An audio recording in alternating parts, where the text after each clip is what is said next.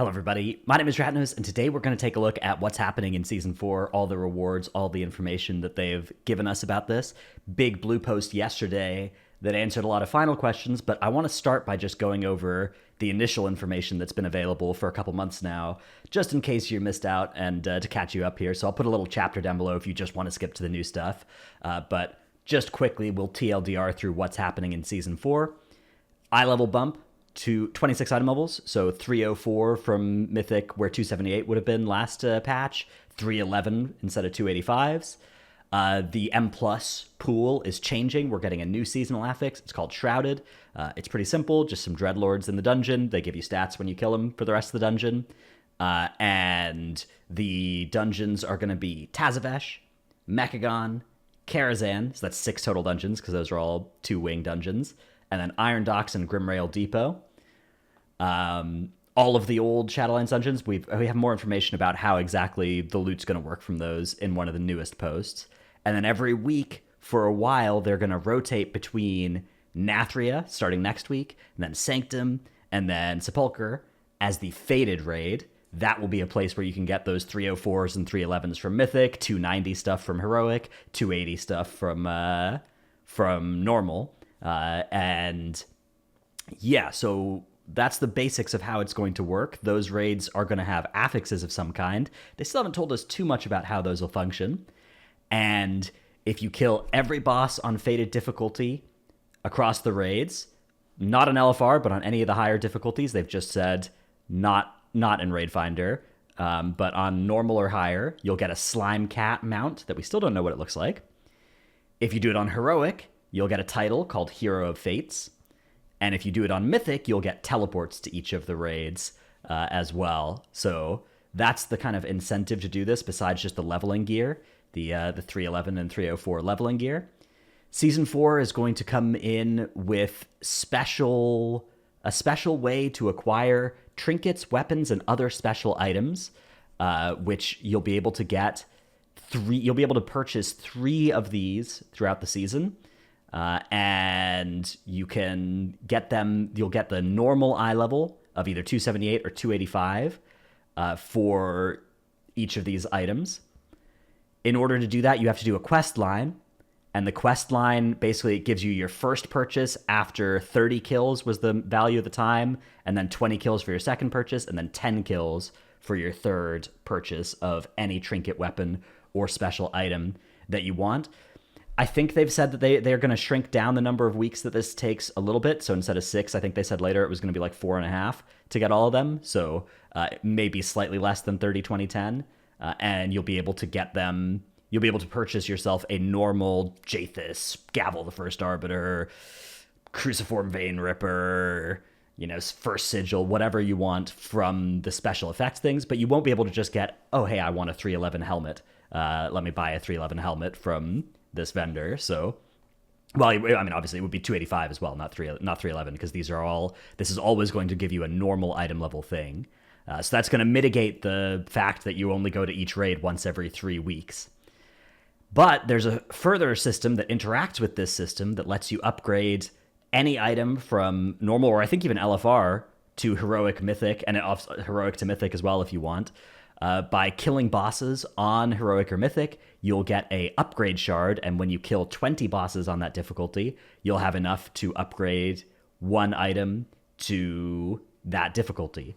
So you can combine these two systems to deterministically purchase and upgrade to Mythic any item you want after a couple weeks in the raid. You only get the 3 total item purchases over the whole season, but if you're running Mythic every week, you'll continue to collect Mythic upgrade shards, and every 2 weeks, you'll be able to upgrade an item from a lower difficulty to Mythic, which means even if you don't get enough of the stuff you want, even if you have a helmet that you can't get to drop on Mythic, if you can go and get it from Heroic, Normal, or even, I think, LFR, you'll be able to upgrade it to 311 as well. So, yeah, these work on any item with a Fated tag, including those sold by the brokers. So that's the kind of TLDR system of how this is going to work. We'll jump forward and look at all the other blue posts they've made along the way here. It's worth noting that, yeah, so the quest unique means killing the same boss during the same week won't give credit. So the quest to purchase whatever you want you basically can only get credit for each boss once, regardless of difficulty per week. So you don't get extra benefit from killing boss on all 4 difficulties or anything like that. That doesn't let you purchase your deterministic item sooner, but it does give you more chances at RNG rolling an item that you can then mythic upgrade, right? If you're really trying to min-max your chances of getting specific loot or getting good loot, you would want to run the braids in theory on all 4 difficulties, and then you would get a bunch of LFR and normal gear that you could use your mythic upgrades on.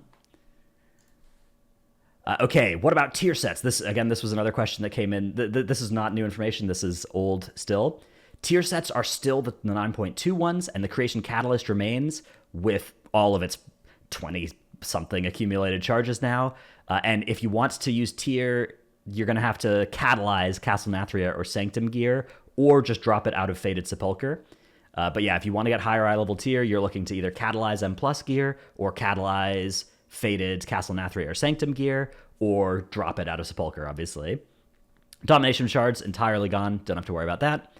And yeah, LFR will be there at the same rotation as the regular Fated raid, so you can do LFR Fated. Another thing, which the world boss related to whichever raid is currently Fated will also be scaled up and let you get 285 Fated gear, so nice little catch-up for your alts if you're interested there, and lucky. Why only weapons and trinkets? As others mentioned in this thread, none of these are intended to replace the primary method by which players acquire gear, so that's why you can't buy like a helmet with the vendor. But when you want a specific item like an Edge of Night, for instance, then you'll be able to buy with that. Common idea so far is if the Great Vault tokens could integrate some of these.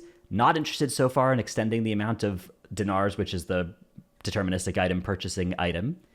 Offering some of the heroic or mythic upgrade shards in some form could absolutely be possible. They still haven't actually... They haven't said anything further about this, so it doesn't sound like this is something that's coming. And finally, the heroic and mythic shards. Yeah, if you have a mythic upgrade item, you can target LFR, normal, or heroic and transform into mythic. So you can go all the way to mythic from any difficulty. You can go all the way to heroic from LFR if you want.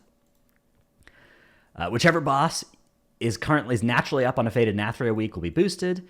And then, obviously, the one outside Sanctum will be boosted on Sanctum week, and the one in Zereth Mortis will be boosted on Sepulcher week. Okay, 22 days ago, we got this next piece. As written above, players clearing 10 Fated bosses per week would acquire their season's limit of dinar by 6 weeks at the earliest. We're lowering the number of kills to 4.5 or 5 weeks instead. So, again, yeah, 5 weeks of doing the raid on any difficulty, fully clearing. You'll be able to purchase your 3 deterministic weapons or trinkets. We've heard a lot of feedback about how if you joined late in the season or had alts you want to play, you'd be met with a pretty large wall of quests or boss kills, which felt like it ran counter to the lessons learned with Creation Catalyst. Exact details TBD, but after a certain period, we'll be heavily reducing the requirements for these 3 quests. So if you come in with an alt in a couple months, there's a very good chance that you'll be able to get yourself whatever items you want very quickly. Seems nice, especially for getting a character ready for leveling in Dragonflight. Just to mention it, we're not currently looking at changing the rate of acquiring materials, so 20 heroic or mythic boss kills still to upgrade a Fated item to heroic or mythic. I think they should reconsider this. I think they should look at dropping extra from your first few bosses per week, because right now if you're like a 3 out of 11 mythic guild, you're killing 3 bosses, versus an 11 out of 11 mythic guild, it's taking you 4 times as long to get your upgrade tokens.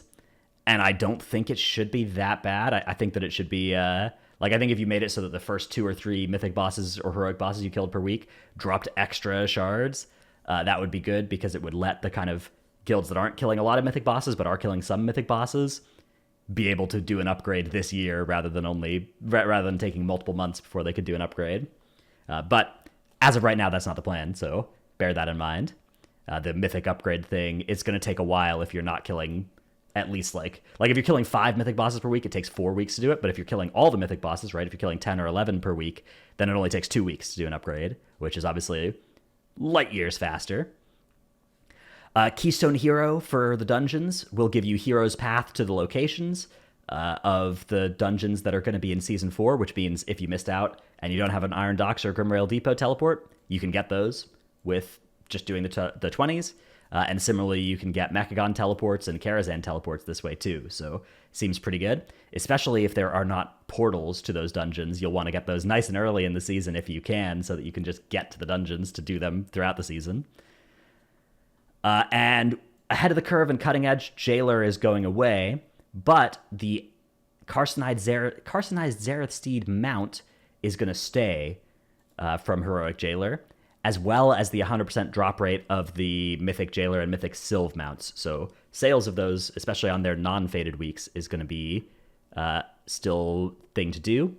Valor will be reset. It will not have any caps for the season's duration. So if you spam a bunch of keys early season, you can upgrade all your stuff to 298, I think, very quickly with that.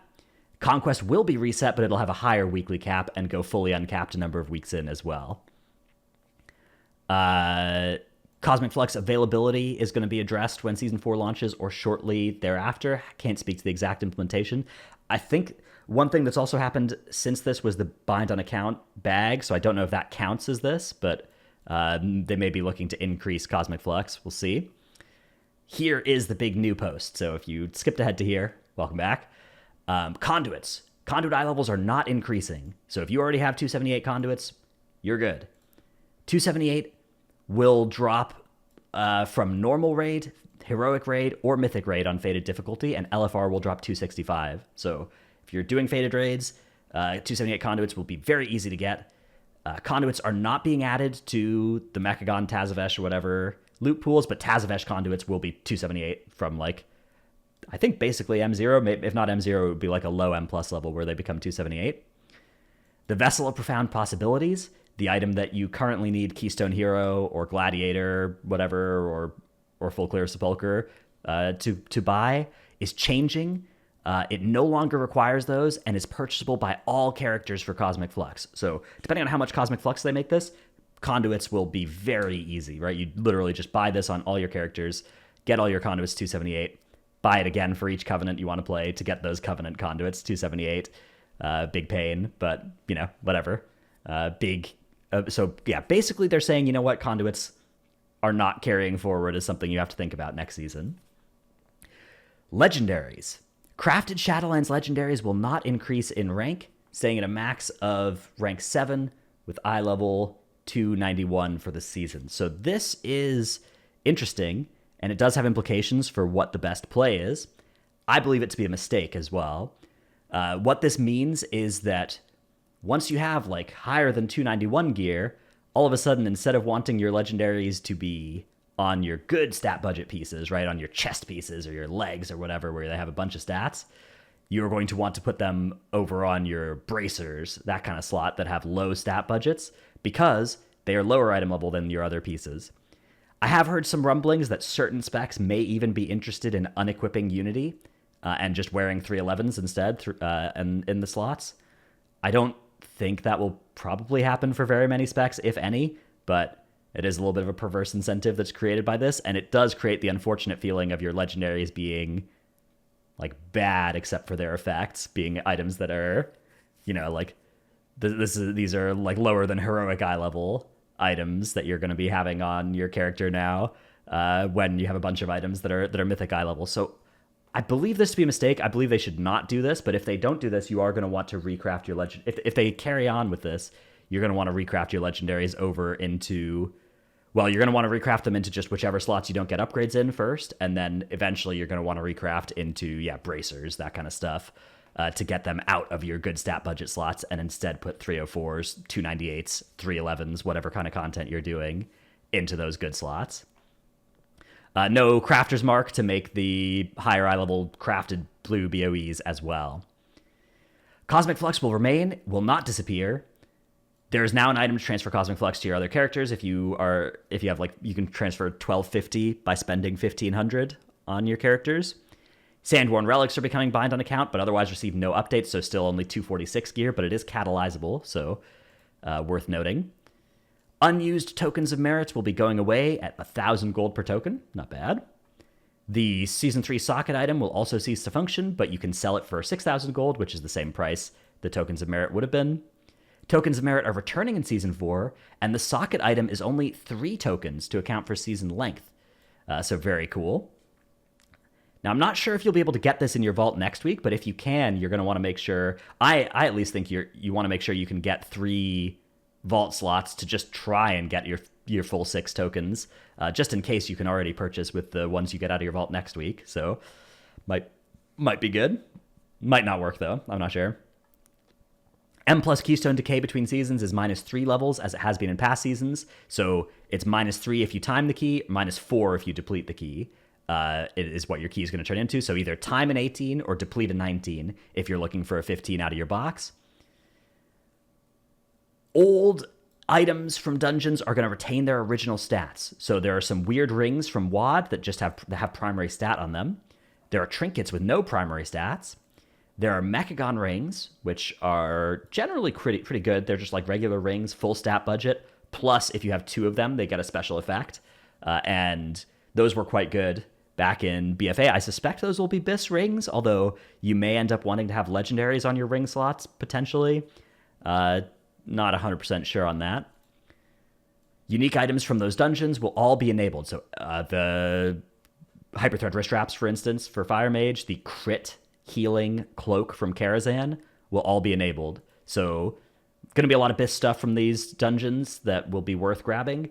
I'm sure, have videos about it coming out in the first few weeks of the season about which ones you should be looking for, but raid bots, I'm sure, will also have the ability to do like a Droptimizer sim from the dungeons, and yeah, especially for DPS, it should be fairly easy to do that.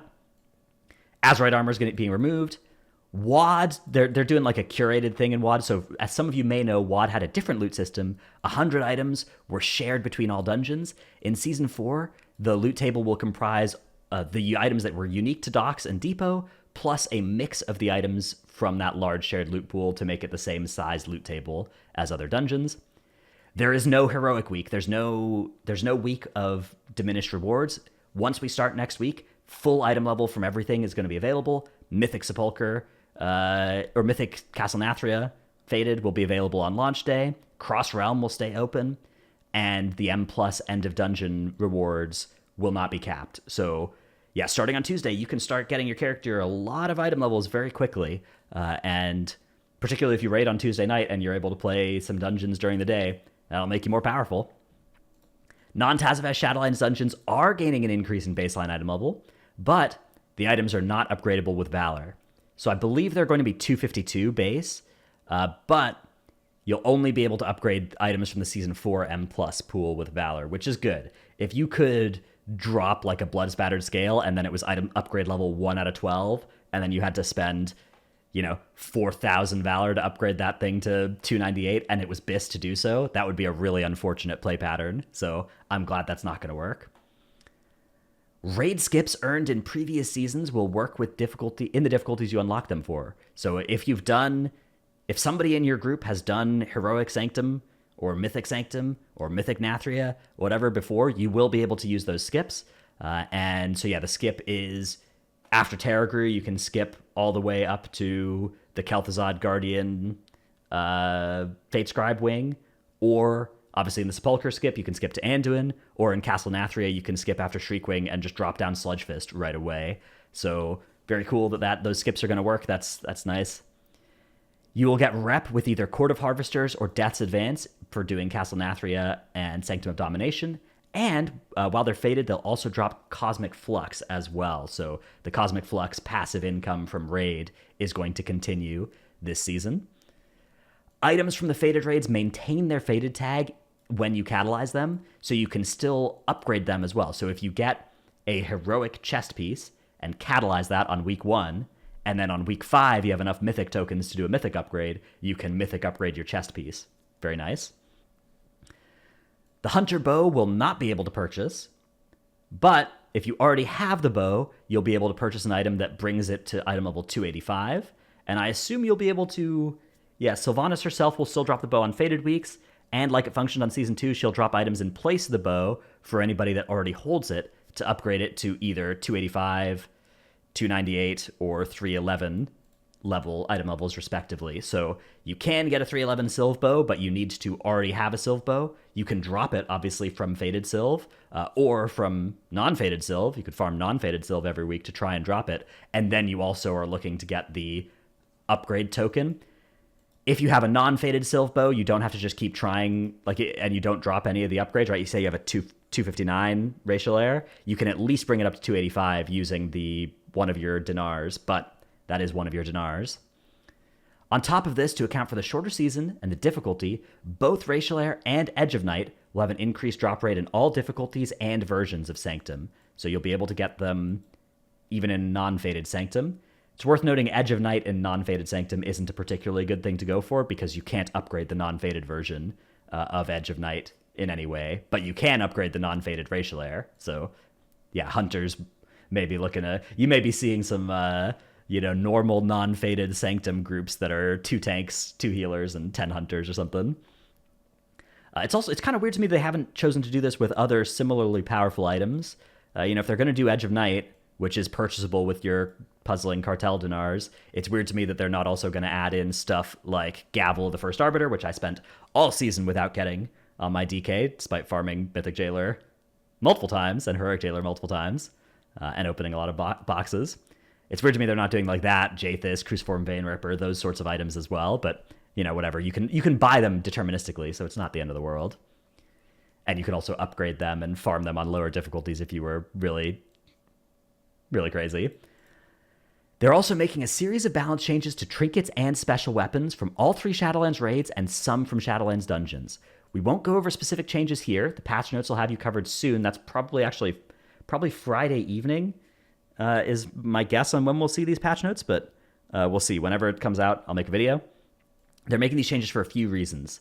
First, we hope to remove an advantage some players might have from 278 Shadowlands trinkets, considering that they'll be 262, not 252 from the Shadowlands dungeons on M0 next season. So this is a good change. This indicates that they are going to nerf stuff like Blood Spattered Scale, File of Putrefaction, those sorts of trinkets, to make sure that it's not BIS to use a 278 version of them, even when there are 298s of the other dungeon trinkets available. Good change there.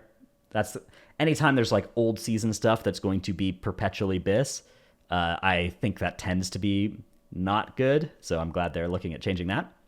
Second, with raids rotating, we want to ensure that a higher amount of items looted from a raid on a given week have a chance to be satisfying upgrades. You could imagine a scenario where Castle Nathria might not be worth it if all the good trinkets came from a different raid. You won't be able to access for 1 or 2 weeks. And Season 4 is a unique opportunity for us to look at these items with a full season of hindsight and thus able to improve the runs we felt were close but not quite good enough to compete with the popular or easier to acquire options. So depending on what they do to some of these trinkets, we might have some new BIS trinkets. I don't remember there being that many special weapons that were bad. So it looks like, they're planning to buff some raid items and nerf the dungeon items is the idea here. But of course, there will be new dungeon items that will be good from they're nerfing the dungeon items from the ones rotating out, which is good. I stand by this. I think they should potentially look at buffing the bad Karazhan and Iron Docks trinkets as well, but there are actually some good Grimrail Depot and Iron Docks trinkets potentially as well. We'll have to see. Lastly, given the limited dinar currency, we've seen a lot of fear from players they'd be afraid to spend them, only to have that item nerfed or another item made better. We are front-loading these changes at the start of the season and intending to stay as hands-off as possible so decisions made about which items you buy can be removed from the fear of those numbers changing dramatically. I think this makes a lot of sense as well with this dinar system.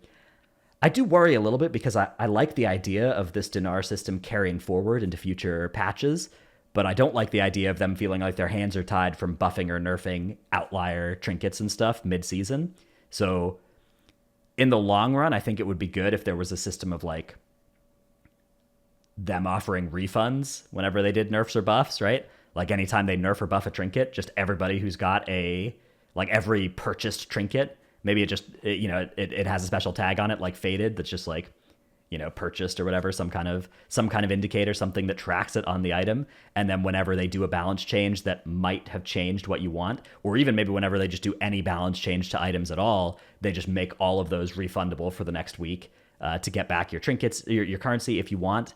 And that way they can do the nerfs and buffs that they need to do without invalidating people's purchases and making them, especially with limited currency, potentially have made a huge mistake. The other option here is just not have dinars be limited. I don't think dinars need to be limited. I think the limit of 3, it's fine they want to do that this season, but going forward, I don't think there's, like, I'm not even sure that, like, if you're a heroic or mythic raider, you will use all 3 of them well, because if you just drop 1 or 2 good trinkets or weapons, you all of a sudden, what does buying extra normal items really do for you unless you're playing multiple specs that use multiple different types of things?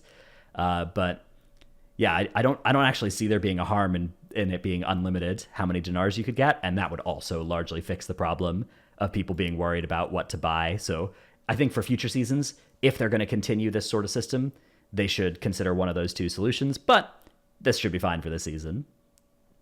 And that's it for the wrap-up. Sorry if we didn't get to your question specifically. Excited to bring you Warcraft's most experimental season. Hope to see you there. Stay on the lookout for other communication coming soon, like patch notes, for a more comprehensive view of everything it has to bring. So as soon as we get patch notes, I'll make a video about that. And then, of course, they said this thing as well about not being able to get the Slime Cat through Raid Finder. It is, again, worth noting that if you want the Slime Cat or the title or the dungeon teleports, you actually need to kill all of the bosses on those on whichever difficulty, respectively. So it's not going to be as simple as just like doing runs of Sire, Sylve, and Jailer. Like, you are going to need to do all of Castle Nathria, all of Sepulchre, all of Sanctum. So if you're looking for that Slime Cat in particular, I think the first few weeks would make the most sense to get it. I imagine that will be when there are groups for it. Although we're going to have more gear soon. We still don't know exactly how highly tuned the raids are going to be. My guess is that they're going to be fairly low tuned, but we'll have to see, because I think that tuning it high would be kind of rough given that they rotate out every week. Either way, I'm very excited for Season 4, actually. I know there's a lot of people that are like kind of meh on the whole thing, that are just checked out of Shadowlands already. And if you're really excited about Dragonflight and you're just waiting for that, I empathize with that. I think Dragonflight's going to be good too. But Season 4, I think, has a lot of really good experiments with it. So hope it works out well. Hope it's fun. I will be making a lot of videos about Season 4 is my plan. So should include things like what to spend your dinars on, how to prioritize those upgrade things. I'll make videos about which things you're looking for from the Mechagon and Karazhan dungeons once we actually get to play with them and see what is actually good. Those sorts of things. I'll try and make some guide videos for certain specs as well. Whatever specs I end up playing, I'll try to play a few of them over the season. Some Keystone content as well. All that kind of stuff is planned. So should be a fun season. Looking forward to it. Hope you are too. Let me know what you think in the comments below. Let me know if you have any questions about Season 4 that are still unanswered, and hopefully either somebody can answer them in the comments below, or whenever they make the next post, hopefully it gets answered. And yeah, new video whenever they do the patch notes as well. Anyways, thanks for watching. See you in the next one. Bye.